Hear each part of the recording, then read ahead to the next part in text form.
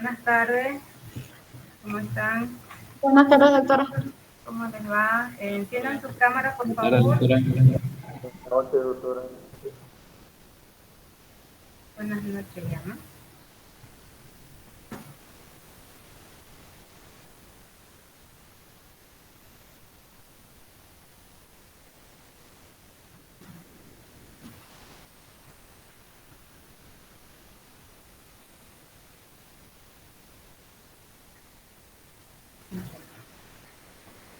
Bueno, creo que ya están todos, ¿no? Ya son 84 personas, entonces vamos a empezar.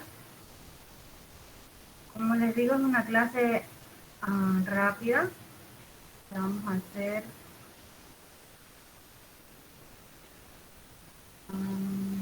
recordando lo que habíamos hablado, ¿no? Hablamos en la anterior clase sobre anatomía, ahora lo que vamos a hablar es de un poco de fisiología.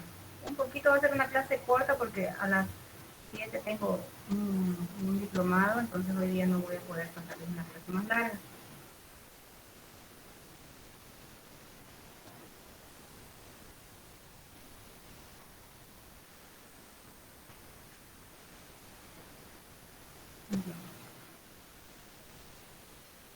¿Pueden ver la pantalla?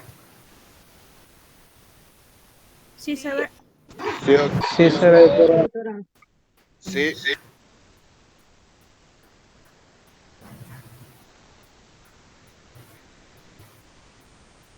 Bueno, entonces vamos a hablar sobre la fisiología renal.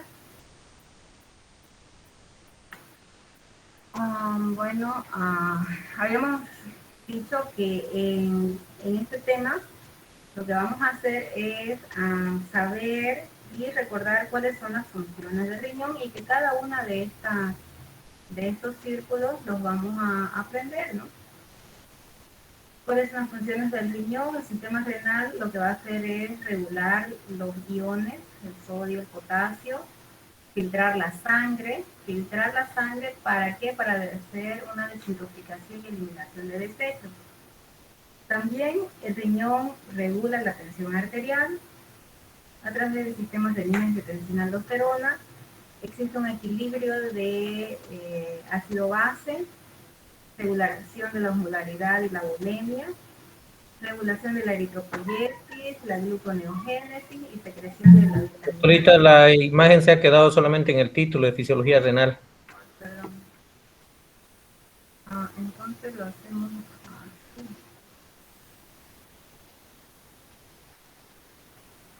Esto ya lo pasó, doctora. ¿Perdón? ¿Y ahora?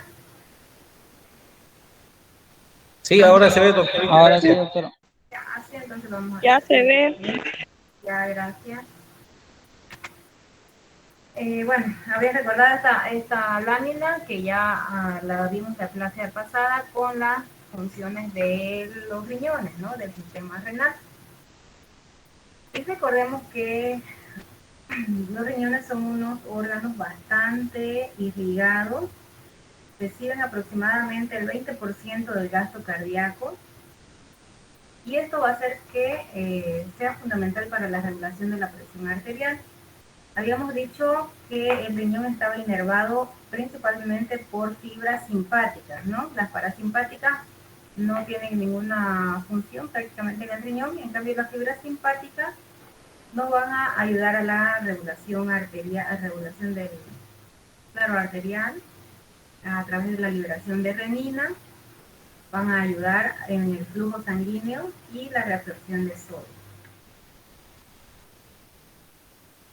Aquí igualmente para recordar, tenemos la médula y el sistema arterial y el sistema venoso. ¿Alguien me puede decir cómo se llama esto de aquí, esto rojito? ¿Qué se llama? Son las pirámides, doctora. Daniel Laime. Laimer, muy bien. ¿Pirámides de qué? De Son las Malpighi. pirámides de Malpighi. Muy bien. ¿Y esto de acá? Esto que entra Es la entre corteza medular. ya esta es la corteza. ¿Y cómo se llaman estas columnas? Columna de Bertín. De Bertín, muy bien. Entonces, ¿recuerdan eso que pasamos en la clase anterior? Y teníamos las arterias segmentarias, recuerdan, ¿no? Que tenemos 4 hacia la parte anterior y una hacia la parte hacia el segmento posterior. Las arterias segmentarias se van a subdividir y vamos a formar las arterias interlobares, las arterias arcuatas, recuerdan, y las arterias interlobulares. Pasando estas arterias interlobulares, lo que se va a formar es esto de aquí, la arteriola aferente. Recordemos que en el glomérulo renal tenemos lo que es la arteriola aferente y la arteriola eferente, que eso lo tienen que diferenciar muy bien. Entonces aquí lo que les comparto es una nefrona, ¿no? Todos sabemos que la nefrona es la unidad anatómica y funcional del riñón. Entonces, luego de las arterias o arteriolas interlobulares, lo que vamos a tener son las arteriolas aferentes. Esta arteriola aferente es la que entra en el glomérulo. Eferente sale del glomérulo. Eso acuérdense bien. Entonces, esta arteriola aferente, se va a seguir subdividiendo y se va a anastomosar, formando una red glomerular aquí, que es el glomérulo renal, pues el ovillo, como quieran llamarle, el glomérulo renal, que al final se va a volver a unir para formar la arteriola eferente. Esta arteriola eferente es por donde sale ya la sangre, aquí entra, se produce la filtración y luego la sangre retorna, ¿no? Sale por la arteriola eferente y la arteriola eferente, ¿qué es lo que va a hacer? Ir a formar parte de los vasos sanguíneos o el lecho peritubular. Entonces, dentro del riñón lo que vamos a tener son 2 lechos vasculares o 2 lechos capilares. Uno es el del glomérulo renal y otro lecho capilar va a ser el de los capilares peritubulares, que son muy importantes porque en ellos se va a producir lo que es la reabsorción y la secreción. O sea, vamos a ver. Entonces salen los capilares peritubulares, rodean a los túbulos, el asa de Henle, hacia el túbulo contaminado y se van a ir a desembocar juntándose hasta dar en la vena renal para poder sacar todo, para poder devolver la sangre. Entonces, tenemos eso por la parte arterial o la parte sanguínea, ¿no? Cubriendo el ovillo o el glomérulo vamos a tener esto denominado la cápsula de Bowman. Esta cápsula de Bowman es donde se va a producir la filtración. Va a tener un espacio donde va a ir la orina o la sangre, los productos de la filtración, y van a venir por aquí a la cápsula de Bowman. De la cápsula de Bowman se van a dirigir hacia el túbulo contorneado proximal. Este túbulo contorneado proximal se encuentra todavía dentro de la corteza, o sea, en la parte externa, ¿no? Esta parte de la corteza va a descender y se va a formar esta U de aquí, que se llama asa de Henle, con su rama descendente y su rama ascendente. Esta rama ascendente va a ir engrosándose hasta formar el túbulo contorneado distal. Este túbulo contorneado distal igual se va a ir uniendo con otros túbulos contorneados distales para formar un túbulo colector y así llevar la orina hacia la pelvis renal. Entonces, ¿qué es lo que pasa? Entra la sangre por aquí, por la arteriola aferente, entra al glomérulo, se produce la filtración y la sangre va a salir por la arteriola eferente para irse a los capilares peritubulares. Como se ha formado aquí la filtración, esta sangre filtrada, lo que va a hacer es ir por el túbulo contorneado proximal, asa de Henle, y en el túbulo contorneado proximal se se va a reabsorber prácticamente el 99%, ya sea de agua, glucosa y proteínas que hubieran podido pasar, ¿no? Entonces, la gran mayoría de la reabsorción se va a producir aquí. Se filtra, apenas se filtra y casi todo se va a reabsorber por aquí, por el túbulo contorneado proximal. Lo que queda va a ir pasando y igual se va a ir reabsorbiendo y pasando ¿hacia dónde? Hacia los capilares peritubulares. Pasa hacia los capilares peritubulares.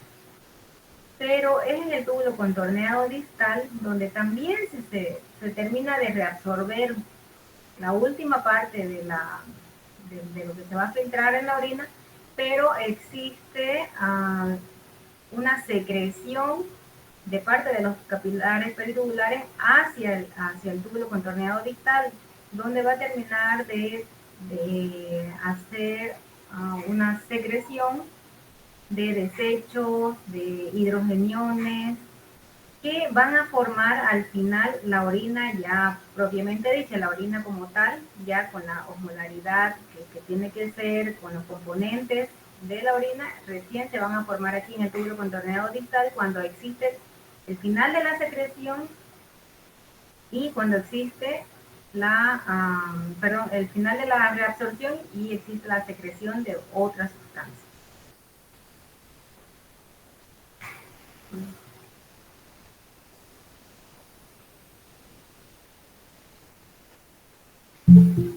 Entonces, espera un ratito, creo que algunos quieren entrar.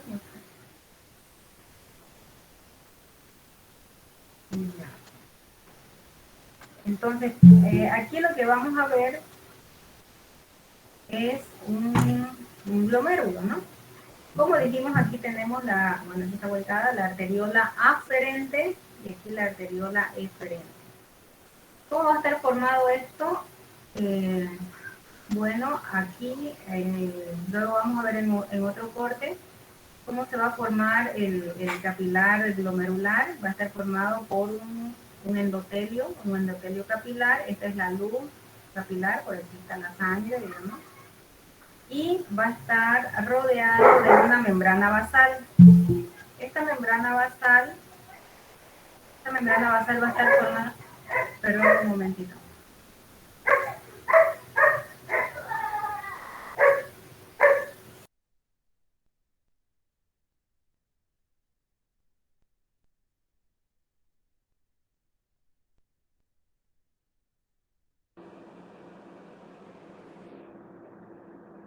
Bueno,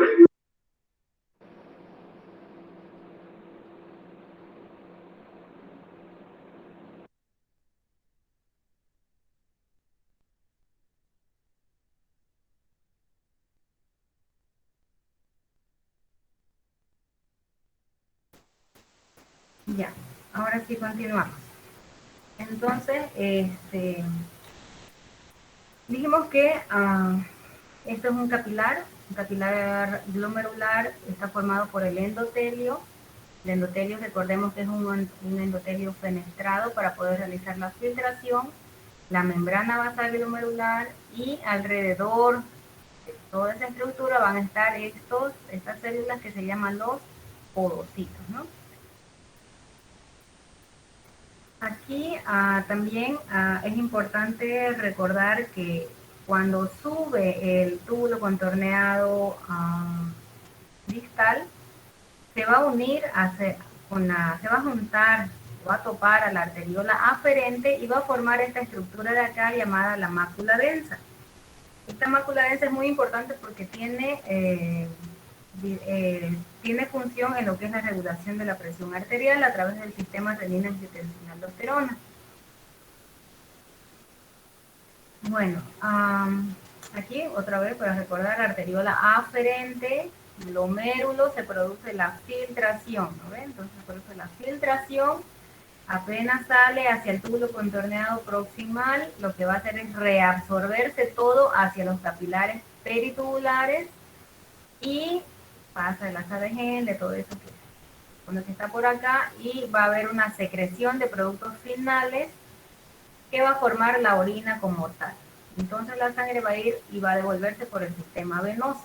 Aquí tenemos una membrana, un corte de lo que es el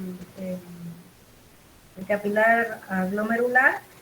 Como vemos, tenemos la luz capilar aquí, salpita la sangre. Tenemos el epitelio, que es epitelio fenestrado, quiere decir que tiene estos huequitos de acá para poder filtrar la sangre, poder filtrar el plasma, en realidad, ¿no?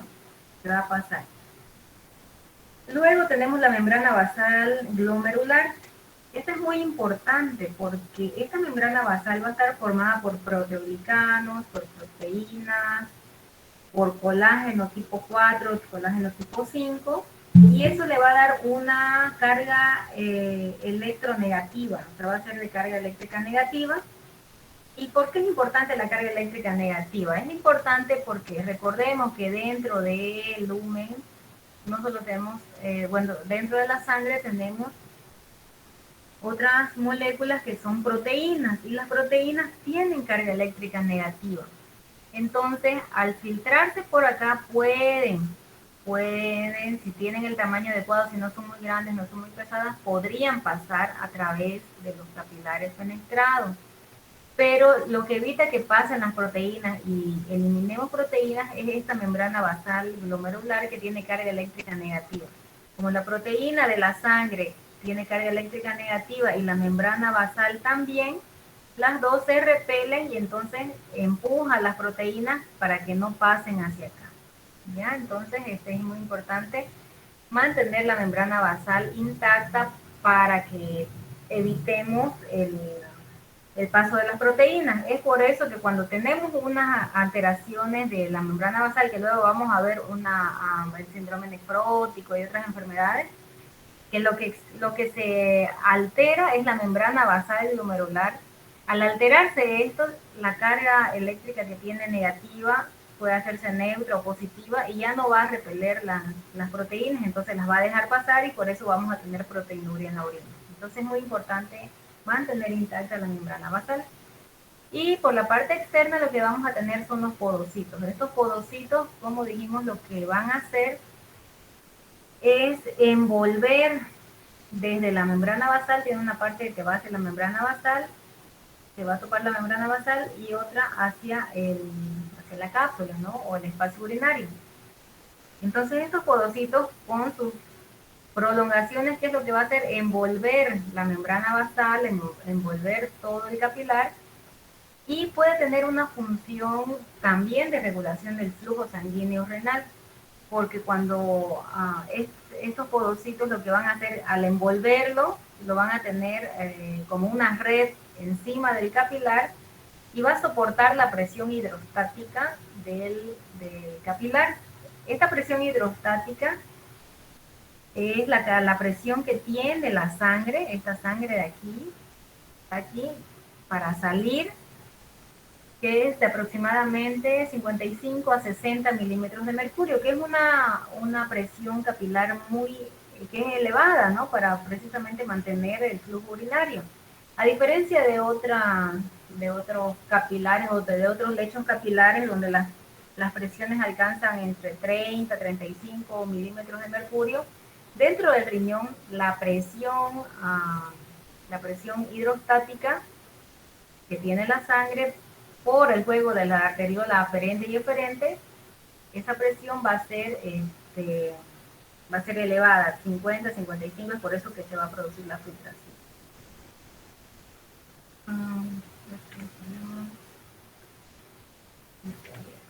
Entonces, ya tenemos los podocitos y la estructura de la membrana del capilar glomerular. Esto es muy importante que se aprendan, ¿sí? Porque acaso esta es pregunta de examen. ¿Cómo está formada la membrana del capilar glomerular? ¿No? No se van a olvidar de eso. Entonces nos vamos a lo que es la filtración. Como habíamos dicho, la filtración va a estar dada por los orificios capilares, orificios que están dentro del endotelio, que es la primera barrera de filtración. Luego tenemos la segunda barrera, que es la membrana basal glomerular con el colágeno tipo 4, tipo 5, proteoglicanos con carga eléctrica negativa, recuerden eso, y diafragma de la hendidura que está dada por los podocitos, ¿no? Los podocitos al tener sus prolongaciones, lo que va a hacer es formar como hendiduras entre uno y otro piecito que tienen para también evitar el paso de proteínas, ¿no? Y va a evitar que las proteínas plasmáticas lleguen hacia el filtrado, y va a tener también, estos podocitos van a tener carga eléctrica negativa porque también van a producir sustancias que tienen carga eléctrica negativa, fluoresceína y otras cosas, ¿no?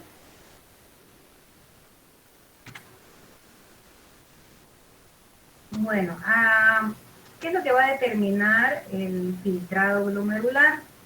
Habíamos hablado de las presiones, ¿no? Hablamos un poco de la presión hidrostática glomerular, pero es la presión que va a tener por dentro la luz del glomérulo o del capilar para poder filtrar la sangre o filtrar el plasma. ¿Y esto cómo se va a regular? Esto se va a regular por estas de acá, que son la arteriola, en realidad es aquí aferente y aquí es eferente, ¿ya? Por la arteriola aferente, esta es aferente. Esta arteriola aferente es la que va a dilatarse o contraerse para regular esta presión de acá, igual la arteriola aferente. Entonces, al haber un mecanismo, digamos, que exista una elevación de la presión arterial, esta elevación de la presión arterial, qué sé yo, lo normal de 120-80, ¿no? Una presión arterial media, qué sé yo, de 70-80, y se eleva esa presión arterial media para evitar que se filtre más orina, o sea, que orine más la persona porque tiene la presión alta. Lo que va a hacer esta arteriola aferente, que está mal, es contraerse. ¿Para qué? Para evitar que venga más flujo hacia el capilar glomerular. Entonces se contrae y esta se abre para que pase la cantidad que tiene que pasar normalmente con esta presión, la presión hidrostática. Entonces la presión que tiene la sangre para salir del capilar hacia la cápsula de Bowman. ¿Por qué va a estar regulada la presión hidrostática? Por la arteriola aferente y la arteriola eferente. Otra presión que tenemos dentro del capilar o dentro del glomérulo es la presión coloidosmótica glomerular. ¿Qué es la presión coloidosmótica? Es la presión que ejerce las proteínas las proteínas que se oponen a la filtración. La presión hidrostática va a filtrar, apoya la filtración, hace que se produzca la filtración, la produce. En cambio, la presión coloidosmótica se opone a la filtración y va a llevar el líquido que se encontraba acá, ya filtrado en la cápsula de Bowman, lo va a meter nuevamente dentro del capilar. Y esa presión está dada por las proteínas que existen en el plasma, ¿no? Esas proteínas, al tener su carga eléctrica negativa, va a hacer que absorba agua desde el espacio de la cápsula de Bowman. La presión normal coloidosmótica va entre 30 y 32 milímetros de mercurio. Tenemos otra presión, que es la presión en la cápsula de Bowman. Esta presión en la cápsula de Bowman está dada por el agua, digamos así, ya filtrada de acá. O sea, aquí está la sangre, el plasma, y que está con mayor cantidad de presión, con 60, pero aquí ya también está lleno prácticamente el recipiente, más o menos. Entonces, esa presión va a evitar que se salga todo esto, y esta presión de la cápsula de Bowman, por el contenido de ultrafiltrado que tiene acá, va a oponerse a la filtración. Esto tiene un valor aproximadamente de 15 a 18 milímetros de mercurio. Entonces, teniendo presiones que la única presión que apoya la filtración es la hidrostática, ¿no? Esta presión de 60, que es positiva, 60, menos 32, porque esta se opone, menos 32 de la cápsula de la coloide osmótica, menos 18 de la cápsula de Bowman. Entonces, lo que nos va a quedar es una presión neta de 10 milímetros de mercurio, que esa es la presión con la que se va a mantener el filtrado glomerular. 10 milímetros de mercurio es la presión neta que vamos a tener. Salimos con 60, que es la presión hidrostática. Tiene 60 que apoya a la filtración, pero tiene otras presiones que lo evitan. Entonces, entre sumas y restas de presiones, lo que nos va a quedar una presión neta de 10 milímetros de mercurio aproximadamente. Y eso es casi constante, es una presión casi constante para mantener el flujo urinario. Y por eso es muy importante la arteriola aferente y la arteriola eferente para poder regular este tipo de presiones. Lo mismo pasa la presión coloide osmótica. Si un paciente, si una persona está con hipoproteinemia, qué sé yo, un desnutrido, por ejemplo, esa persona desnutrida no tiene la cantidad de proteínas y albúminas dentro de la sangre. Entonces esta presión coloide osmótica lo que va a hacer es estar disminuida y se va, o sea, no hay quien se oponga a la filtración, no hay quien reabsorba el agua. Entonces el agua, esta presión hidrostática va a aumentar porque aquí no hay quien se oponga, ¿no? Y va a subir, obviamente, a 15, 20 milímetros de mercurio la presión neta. Y así como habíamos dicho que existe arteriola aferente y eferente y que regulan el flujo sanguíneo renal, tenemos diferentes mecanismos que regulan la presión de estos vasos sanguíneos renales. Tenemos mecanismos intrínsecos y mecanismos extrínsecos. En cuanto a mecanismos intrínsecos, estos mecanismos intrínsecos van a funcionar solamente para cierto rango de presión arterial. Esta presión arterial, por ejemplo,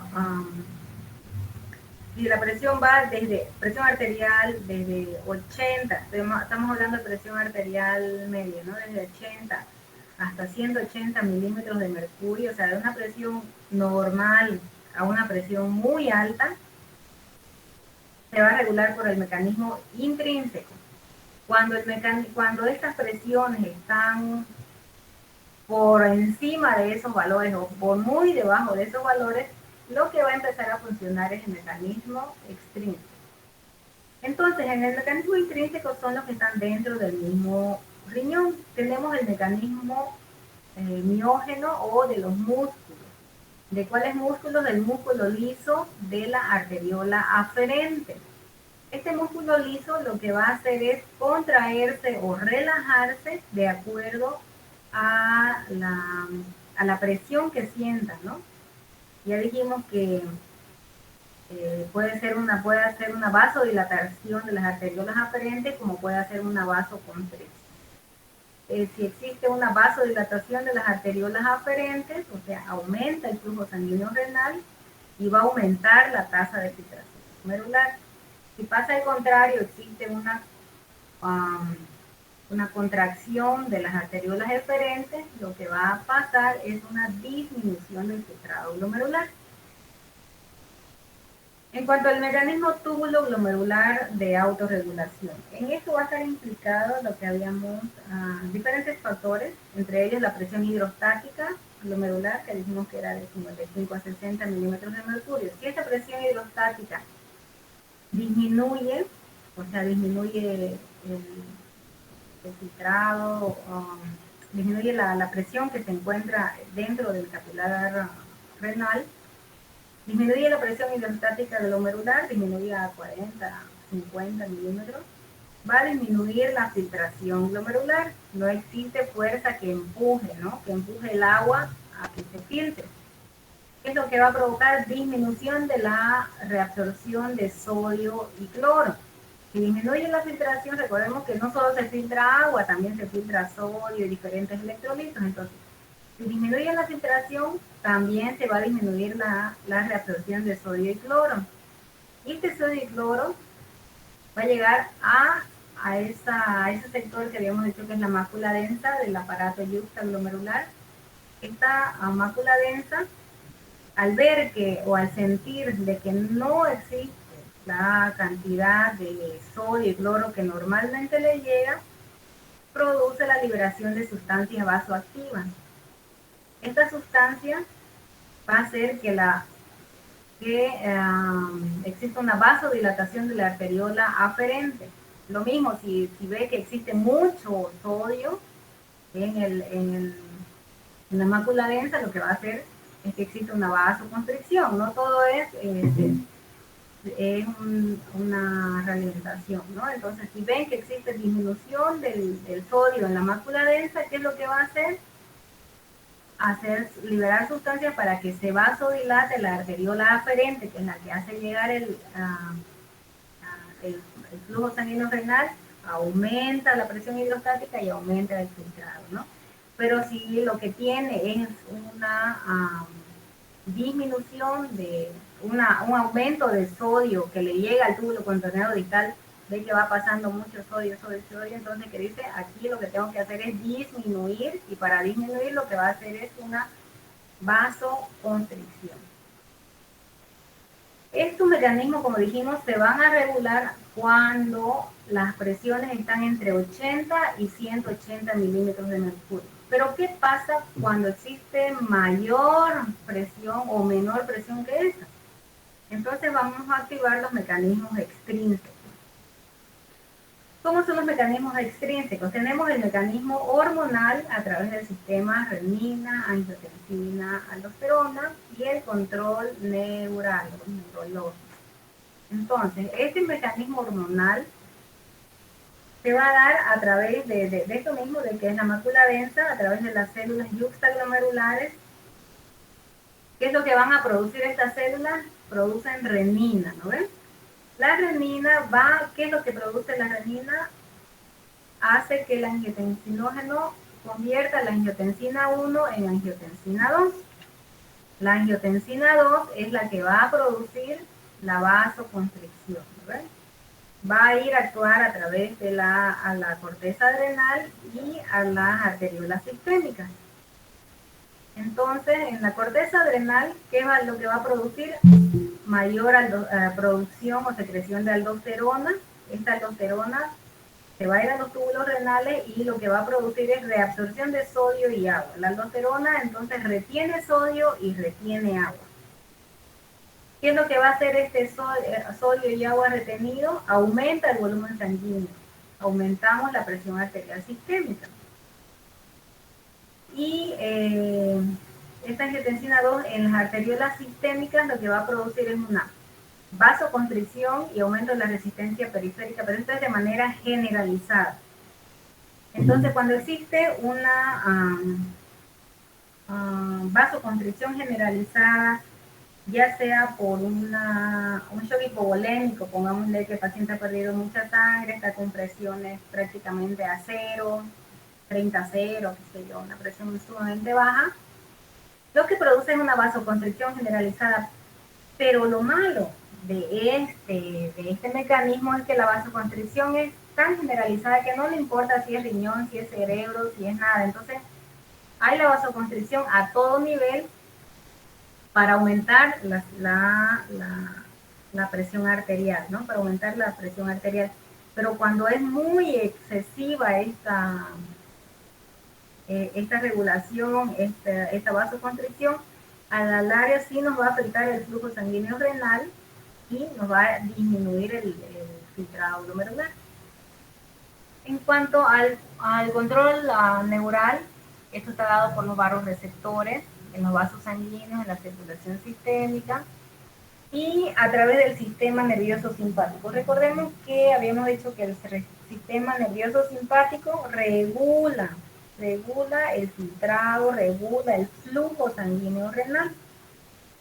¿Cómo lo va a regular el sistema simpático? También a través de estas mismas células de la mácula densa, ¿no? El aparato yuxtaglomerular, y haciendo que se produzca por un lado renina y una vasoconstricción de las arteriolas sistémicas también que nos van a producir, ¿no? Aumento de vasoconstricción, aumento de la resistencia periférica y aumento de la presión arterial sistémica. Cuando aumentamos la presión arterial sistémica, incrementamos la tasa de filtrado glomerular, ¿no?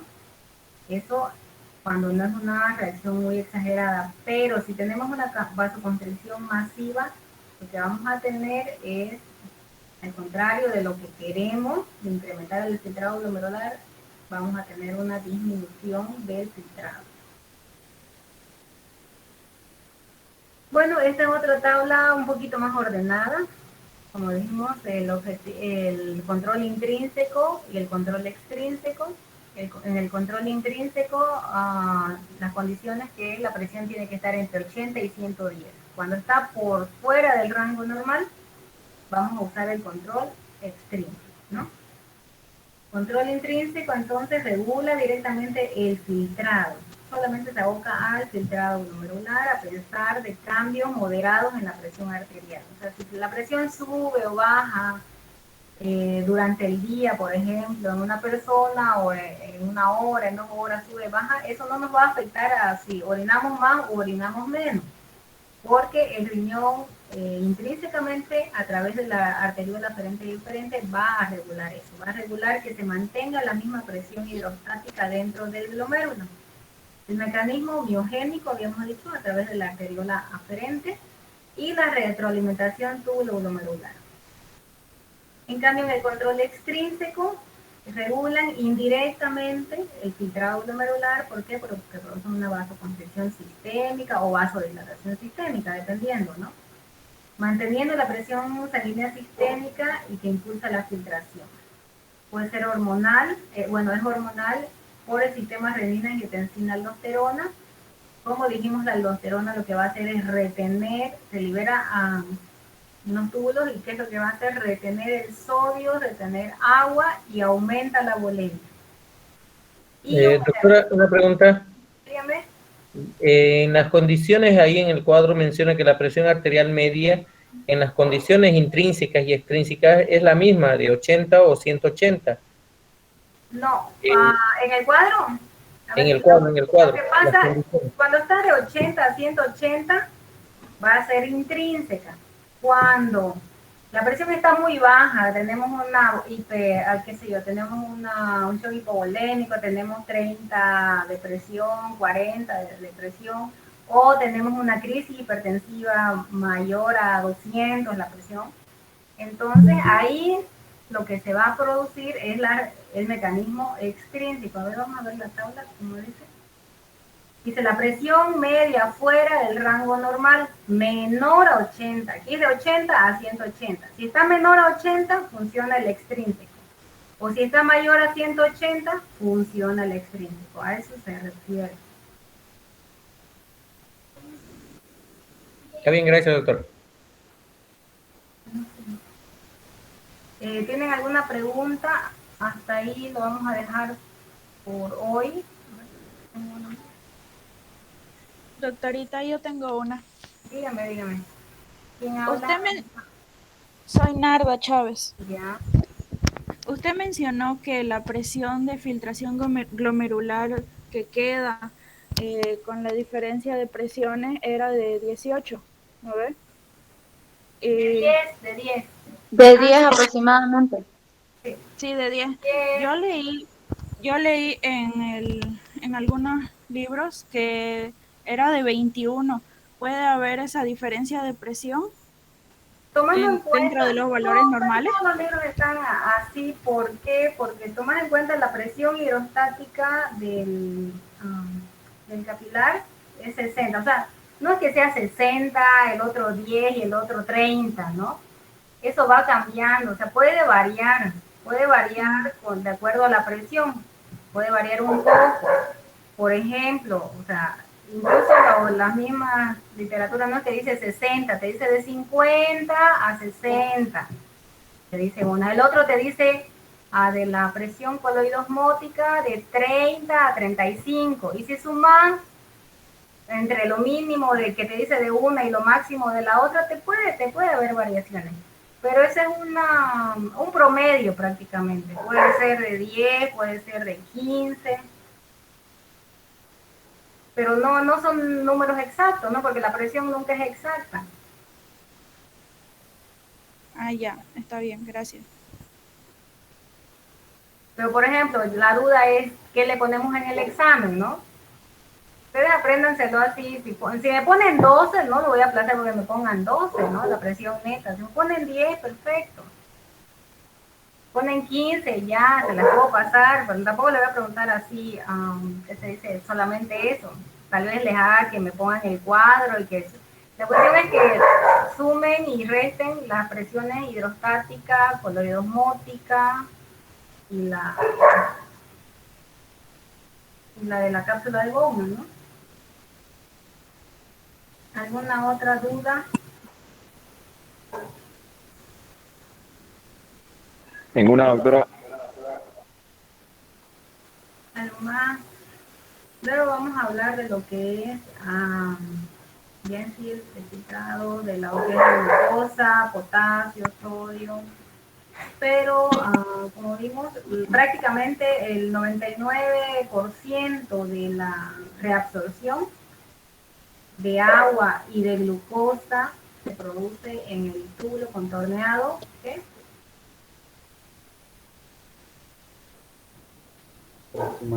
Proximal. ¿No? El proximal es Proximal. reabsorber casi todo. Recuerden esto, proximal reabsorbemos 90% y en el distal reabsorbemos un poco y sobre todo es la secreción de otras sustancias, ¿no? De hidrogeniones, de productos tóxicos, por ejemplo, de sustancias tóxicas. Perdón, ¿y el en el cristal? ¿Perdón? ¿Quién? Perdón, el 99% de la reabsorción es en el tubo contorneado proximal. ¿Y en el distal cuánto es? Perdón. Bueno, no, casi nada, ¿no? Lo que más, casi no se reabsorbe nada. A menos que tengamos, lo normal es que casi nada, ¿no? Pero por ejemplo, si ya tenemos mucha filtración y tenemos mayor cantidad de orina, el túbulo contorneado distal puede reabsorber y tratar de reabsorber lo más que pueda el exceso que podamos tener. Pero glucosa ¿qué se llama? Y agua en el túbulo contorneado proximal.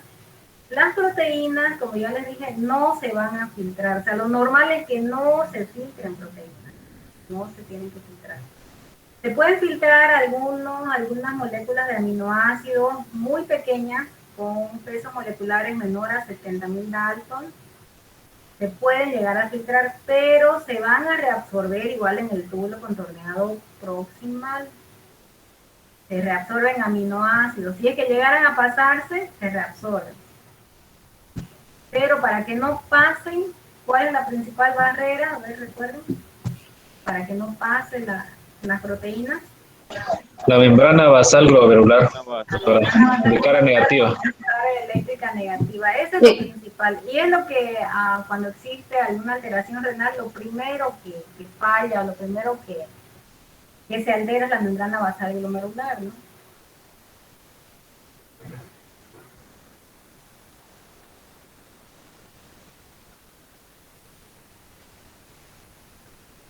¿Alguna otra duda?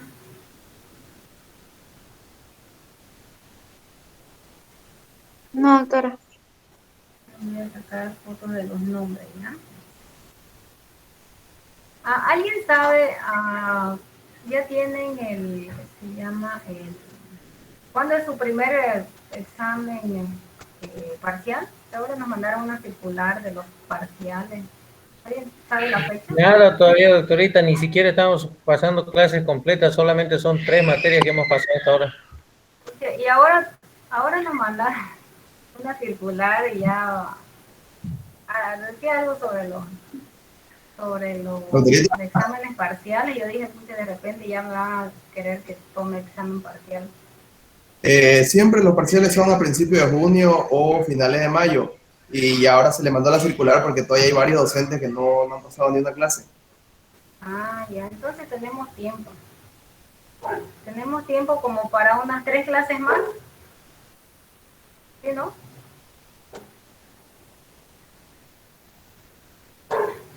Doctorita, ¿va a dar el tema de la siguiente clase? ¿Cuál va a ser el tema, el título del tema? El mismo, porque no hemos terminado. Es que ahorita yo tengo clases, tengo que preparar, tengo examen también. Hasta las 7. Y vamos a seguir con esto mismo que es fisiología, con la cuestión de filtración, cómo se hace el mecanismo de filtración, dónde se absorbe el sodio, potasio, agua, glucosa,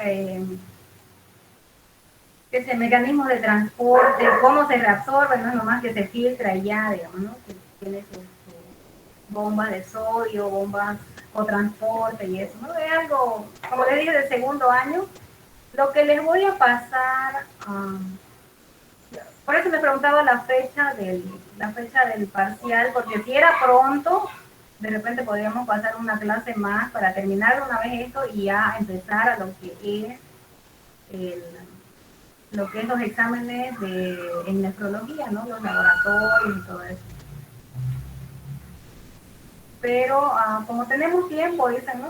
Bien, a fines de mayo podemos terminar esta clase con tranquilidad y de ahí a pasarnos a lo que es laboratorio y eso, que ya eso les va a gustar un poquito más. Pero es que no podemos hacer laboratorio si no sabemos un poco lo básico de eso, ¿no? ¿Sí? Doctora, una preguntita. Este tema de fisiología, para el examen va a entrar de Gaito. ¿Vamos a estudiar para el examen?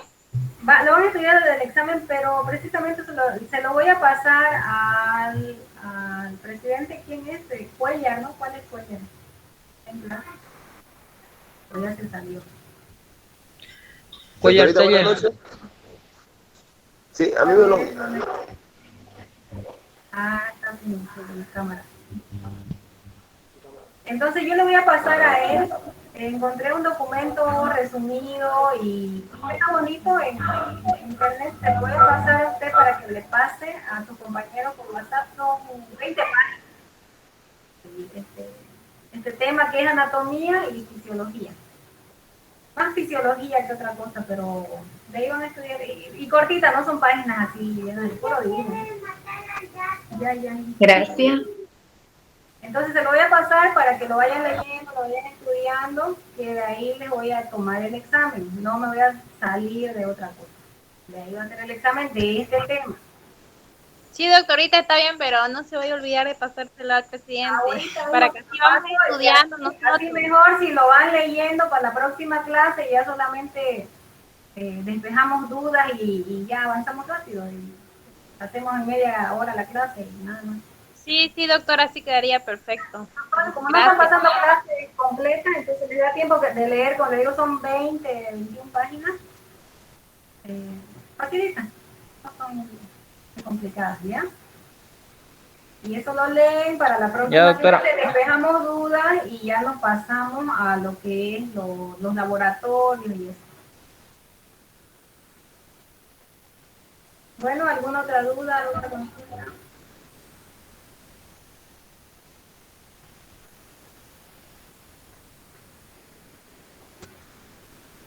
¿Nadie? Nada, doctora. Perfecto, entonces nos vemos la siguiente clase el lunes a las 18.